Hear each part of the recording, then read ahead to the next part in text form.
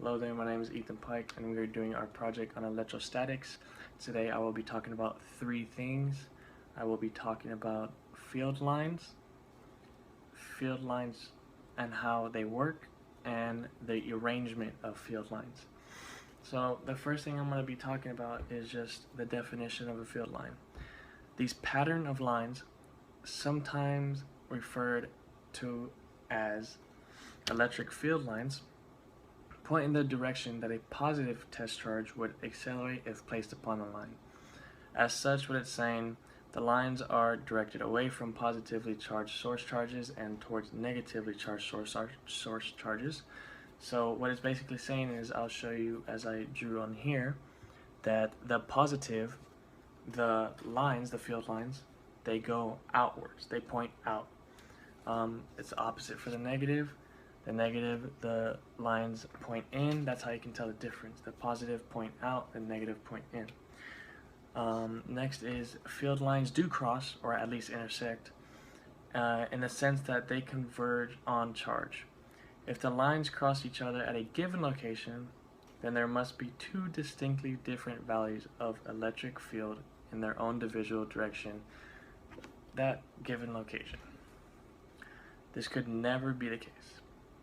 Next thing, the more closer field lines are, the more denser they are. Field line arrangements. Field lines are shown by arrows and always move from up to down, north to south. Field lines close together show a stronger magnetic force. So when they're closer together, it's a stronger magnetic force. It's more dense. It's a stronger bond than when they are far apart from each other. And field lines, they don't cross, they never will. They may intersect, but that's at least all I'm going to do. So once again, I talked about field lines, how they work. Remember, positive, they point out. Negative, they point in. They always go by arrows and always move from north to south. The more closer they are, the more dense they are. They never cross, and once again, that's... Hi, my name is Damien, and we're going to be talking about three things today. The first one is how an object gets its charge. The second one is how opposites attract and likes repel. The third is what a capacitor is. So the first one, how an object gets its charge, is whenever atoms rub up against each other, electrons can transfer between them. This means an object cannot become positively charged unless another object becomes negatively charged. For example, rubbing a balloon in your hair, electrons move from the atom in your hair into the atoms in the balloon, making your hair positively charged and the balloon negatively charged. So that's how an object gets charged. And then the second one is opposites attract and likes repel. Objects are either positively charged or negatively charged, or neutral.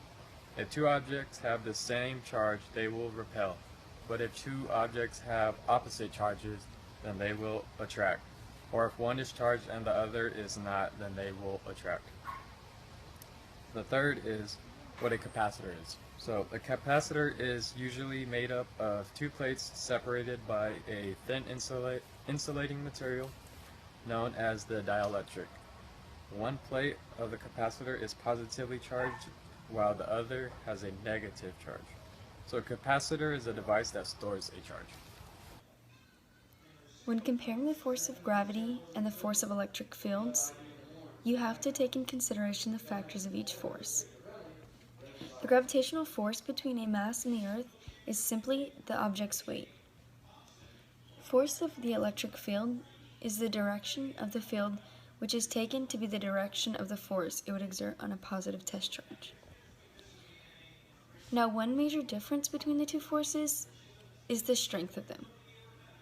The gravitational attraction between two electrons is only 8.22 times 10 to the negative 37th power of the electrostatic force of repulsion at the same separation.